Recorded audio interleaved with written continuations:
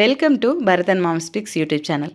நம்ம சேனலை பொறுத்தவரை நம்ம தோட்டத்துக்கு தேவையான செடிகள் வளர்க்கிறது, அதே மாதிரியே மண் கலவை கொடுக்கறது, எப்படி உரமிடுறது, எப்படி இயற்கையான பூச்சிக்கொல்லி தயாரிக்கிறது, இந்த மாதிரியான நிறைய யூஸ்ஃபுல்லான வீடியோஸ் பார்த்துருப்பீங்க. இந்த சம்மர்லேயே நான் அடுத்த ஆடிப்பட்டத்துக்கு தேவையான நம்ம தொட்டிகளுக்கு உள்ள மண் கலவை தயாரிக்கிறது எப்படிங்கிறத பற்றி இப்போ டீட்டெயிலாக நான் சொல்ல போகிறேன். நம்ம சூழ்நிலைகளுக்கு ஏற்ற மாதிரி வளரக்கூடிய கத்தரி, வெண்டை, தக்காளி, கீரை இதை மாதிரி தான் நிறையவே நான் போட்டுக்குவேன். ஸோ இது எல்லாமே 6 மாதத்துலேயே முடிஞ்சிடும் சீசன். ஸோ மறுபடியும் அதை நம்ம மண்ணை புதுப்பிச்சா தான் புது சத்துக்கள் நிறையவே வரும். அதுக்காக நம்ம மண் கலவையில் நான் முதல்ல எடுத்துக்கிறது இந்த கொக்கோ பீத் அப்படிங்கிற தேங்காய் நார் கழிவு தாங்க. இது எதுக்காக போட்டுக்குவேன் அப்படின்னா, நம்ம தோட்டம் 2வது மாடியில் இருக்கிறதுனால வெயிலுடைய தாக்கம் நேரடியாக வரும். ஸோ தொட்டி ஈஸியாக காய்கிறதுக்கு நிறையவே வாய்ப்புகள் இருக்குது. அதுக்காகத்தான் என்ன செய்வேன், ஒரு 10 தொட்டியில் நான் மண் கலவை தயாரிக்கணும் அப்படின்னா 5 கிலோ அளவுக்கு கொக்கோ பீத் எடுத்துக்குவேன். இதை இந்த மாதிரி பாருங்கள், காஞ்ச கட்டிகளாக கொடுப்பாங்க நம்ம வாங்கும்போது. இதை நல்லா தண்ணி வச்சு ஊற வச்சு ஒரு தடவை நல்லா அலசி எடுத்துக்கணும்.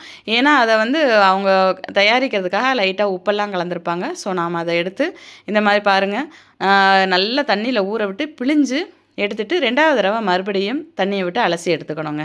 இதை கலக்கிறதுனால நம்ம தொட்டிகள் எப்போவுமே ஈரப்பதமாக இருக்கும்.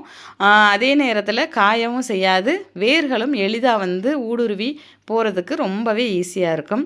இதுதான் முதல்ல நான் எடுத்துக்கிறது. அதுக்கப்புறமா 5 கிலோ அளவிற்கு மண்புழு உரம் எடுத்திருக்கேன்.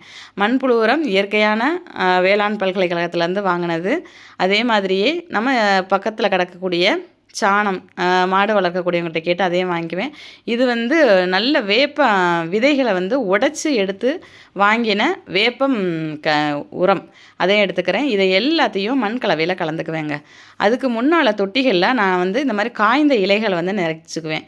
இந்த காய்ந்த இலைகளானது எருக்கம், அதே மாதிரி நம்ம வீட்டு வாசல்லையே இருக்கக்கூடிய இலுப்பை மரம், பெரிய மரம் இருக்குது, வேம்பு, புங்கை, என்ன இலைகள் காய்ந்த இலைகள் கிடைக்குதோ எல்லாத்தையும் எடுத்து தனியாக சேகரித்து வச்சுக்குவேன்.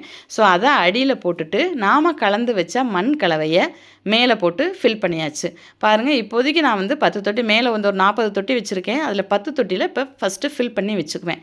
அடுத்து நெக்ஸ்ட் வீக் நான் அடுத்தது பாருங்கள், இந்த மண் தொட்டியில் கலந்ததுக்கப்புறமா மேலே மறுபடியும் காய்ந்த இலைகளை வச்சு மூடிடுவேன். எதுக்காக அப்படின்னா, நாம் இப்போ தான் நம்ம ஆரம்பிக்கிறோம். அதாவது மே மாதத்தில் ஜூன் ஜூலையில் தான் விதைகள் விதைக்கணும். ஸோ அது வரைக்கும் மண் நல்ல மக்கி நுண்ணுயிரியோடு இருக்கணும். அதுக்காகத்தான் காஞ்சிடக்கூடாது. இதுக்கு மேலே திரும்ப மறுபடியும் இந்த மாதிரி பேப்பர் போட்டு மூடி வச்சுருவேன். அப்போப்போ பஞ்சகவ்யாவை தண்ணியில் கலந்து அது மேலே அப்படியே ஸ்ப்ரே பண்ணும்போது அந்த மண் இன்னும் நல்ல நுண்ணூட்டச்சத்தோட நல்ல ஆரோக்கியமான மண் கலவையாக நமக்கு தொட்டிகளுக்கு ரெடி ஆயிருங்க. இந்த மாதிரி நான் ஒவ்வொரு வருஷம் செய்கிறதுனால தான் என்னுடைய தொட்டிகளில் செடிகள் ஆரோக்கியமாக இருக்குது. பாருங்கள், 10 தொட்டி தான் எடுத்திருக்கேன். திரும்ப மறுபடியும் இத்தனை தொட்டி எனக்காக வெயிட்டிங்கில் இருக்காங்க. அடுத்து நான் அதுக்கான கலவையை ரெடி பண்ணணும்.